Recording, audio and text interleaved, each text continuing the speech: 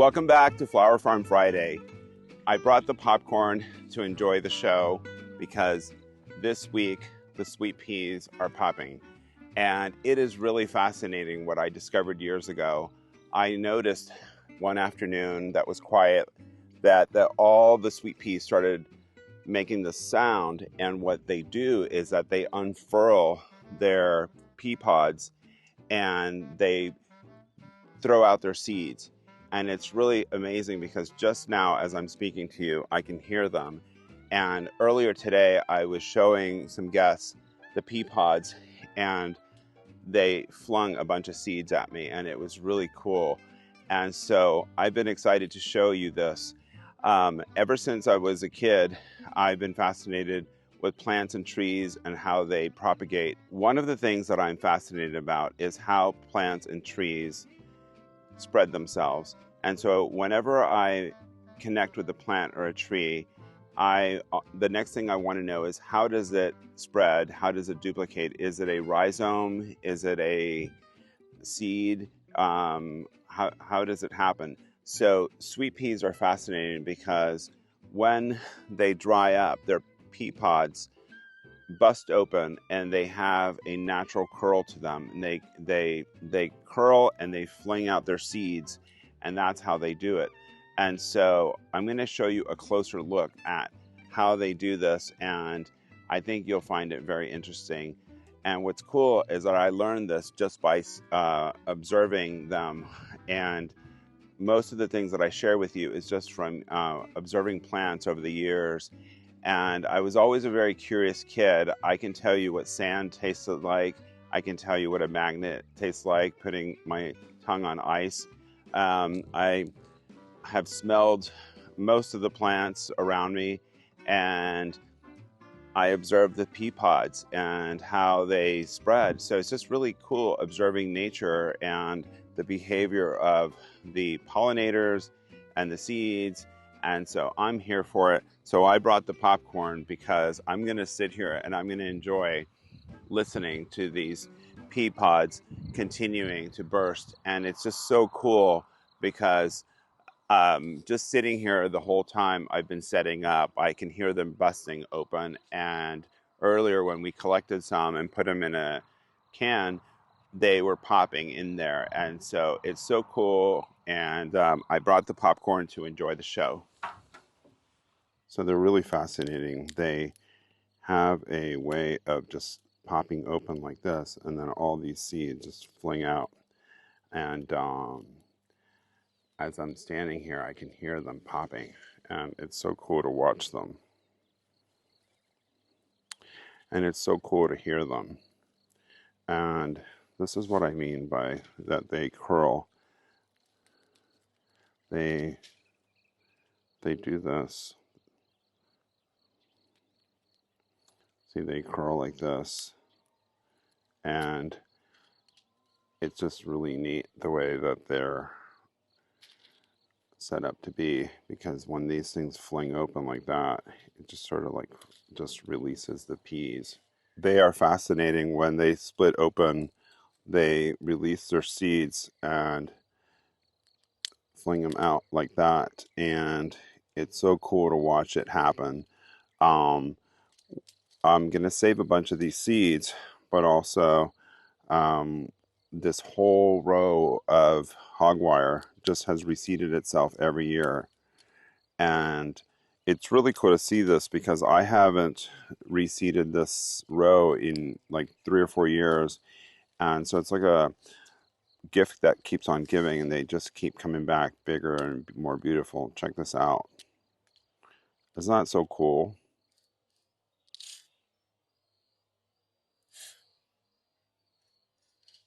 And you see, this is how they curl.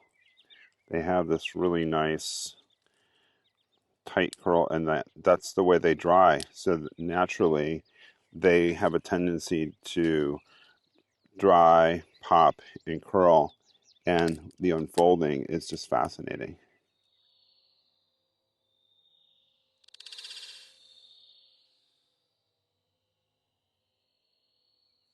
And so we have all these sweet peas that are drying, and They go from all the way over there, all the way this way. And there's still a few sweet peas hanging on. And they still smell sweet. This time of year is interesting because a lot of the plants are going to seed, and the Nigella pods have this really cool seed in them. And so they're really interesting. They have an awesome taste. They taste like something you'd put in a cupcake. Wait, look at that. Isn't that cool? They're sort of like a floral taste. Look it up, Nigella Seeds. It's actually a product, but I discovered them because I'm a curious George, and I like to see what things smell and taste like. I'm also very curious about how certain plants spread. And so here you have the pod of the Nigella, and inside you have these seeds, and they just pour out. And so when there's a breeze or a wind, the seeds just get spread out, and these plants continue to grow. Those of you that have Nigella in your garden, you either love it or hate it because it does have a way of finding all the nooks and crannies. And I'm here for it because I really like them, and I think that they have a really cool look to them. And at their flower stage and at their pod stage, they're very cool. One of the things I love to do is to inspire kids to garden. What I'm going to explain to you is not something you can explain to a child. You have to demonstrate it to them. And so I work with a lot of children. I also work with special needs kids and high school kids. And this time of year, when the flowers start to go to seed, I show them where the seeds are in the pods, and then they have collected some of these flowers here. They see them, they see the pods that are on our flowers, and then they take them home and they plant them. And when these seeds reproduce in their garden after collecting them here, that connects their mind. And it is such a fascinating thing to see because some people really get into gardening at a young age. I started gardening when I was very young, and I have to say that gardening truly saved my life. And so whenever someone who's interested in gardening or knowing more about plants and flowers comes here, I love to show them all this. So I'm going to show you more of what's happening on the farm today and what things are going to seed, because the seasons move fast, things are interesting, and it's really a joy to share this with you. So let's go take a look at more of the stuff that's happening today. So here's a beautiful row of bachelor buttons that are just past their peak. They have some really nice flowers with them, but it's really cool to see them when they're in flower but also have gone to seed.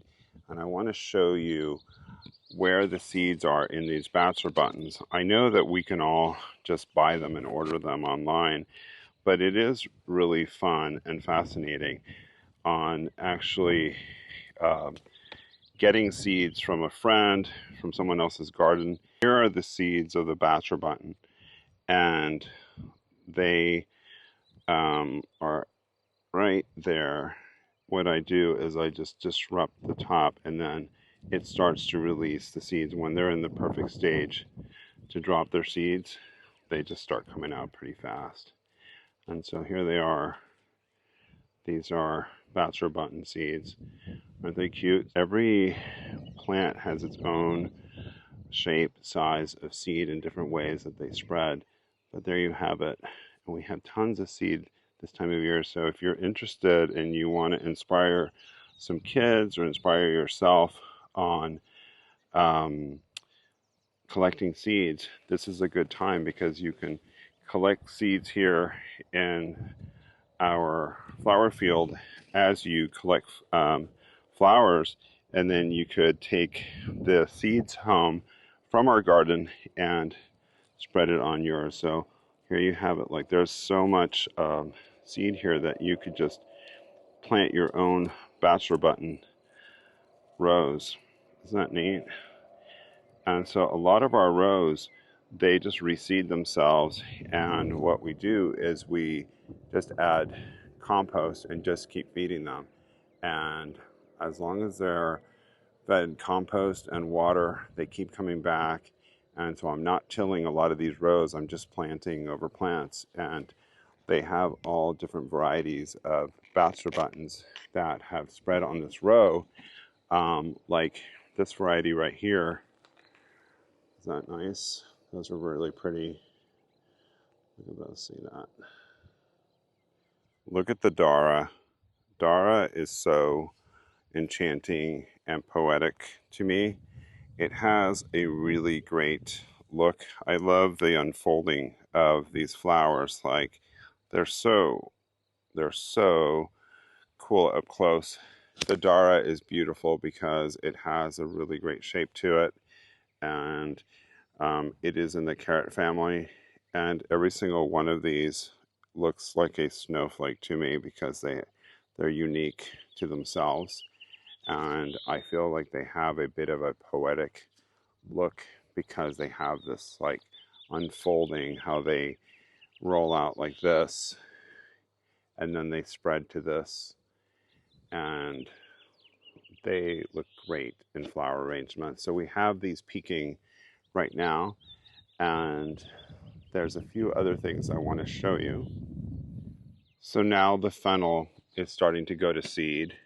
It's not quite there yet, but when they do, they taste like anise. And these also look like a snowflake. The leaves of the fennel, this is like a smoky fennel, and we have like these sort of brownish leaves. And so as they uncurl, they have a brown tone to them, and then they kind of get this sort of like olive green to them.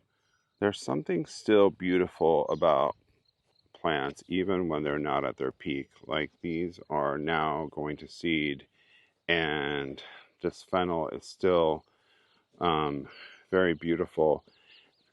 Imagine having these in your flower arrangement. Isn't that so cool? It's like bringing home today, like what's actually happening in this season. So,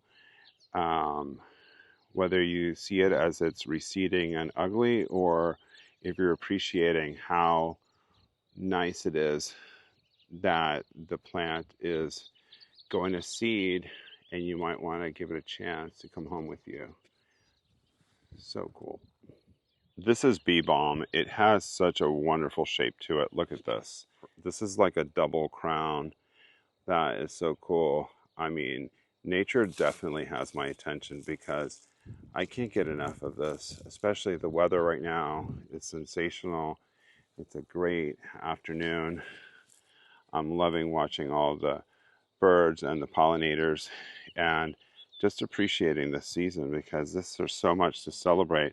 Look at this bumblebee right here. How cool is it up close?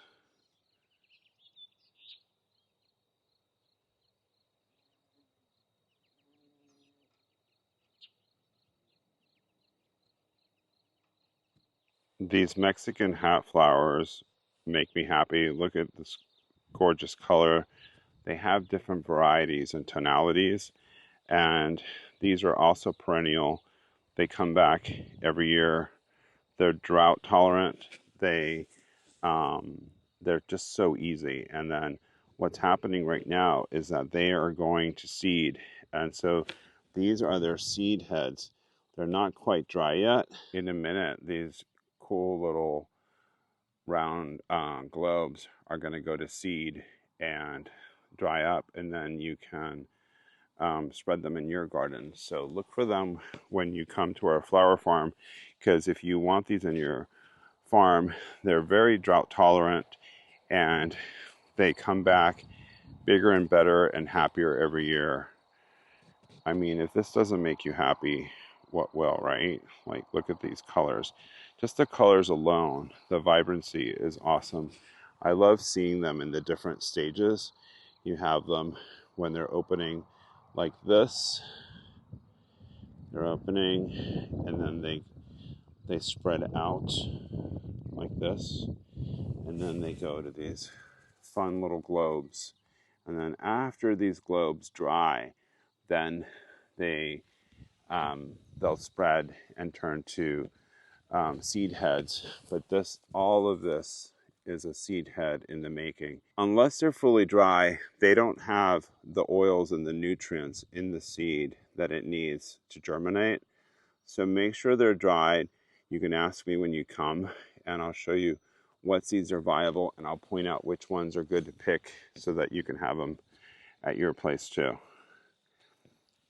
This is the Yarao Row, and I always say that the colors of this row are Easter because we have all these really cool pastels, and it hasn't quite gone to seed yet, but after these flowers peak, the ones that we leave will go to seed, and I'll show you those when those come up. But for now, I'm just enjoying this beautiful display of pastel colors. You can use these as filler for your arrangement, and they come in pastels. You have these bright reds, and then they go to pinks. So they just keep going and going and going. Next to the Yarao Row, we have this gorgeous Echgonatia. And so the Echgonatia definitely get my attention because look at this unfolding. Is that the coolest? These flowers are so beautiful and so meaty. Obviously, this bumblebee is having a ball enjoying it, and I'm having a ball just staring at it because when I get to see these pollinators enjoying the flowers, getting the pollen and the nectar, I pause and I stop thinking about anything else but what's happening here. And so I find it really interesting to pay attention to the birds and to the bees because they're enjoying nature, and they're just a reminder for me to just slow it down and pay attention. Have you seen anything so beautiful? Look at this.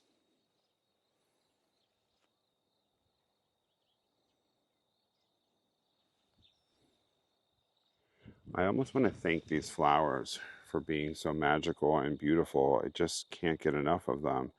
They're just fascinating.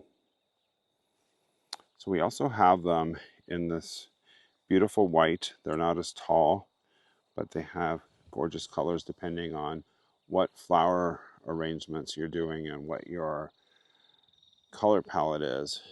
These are really nice also.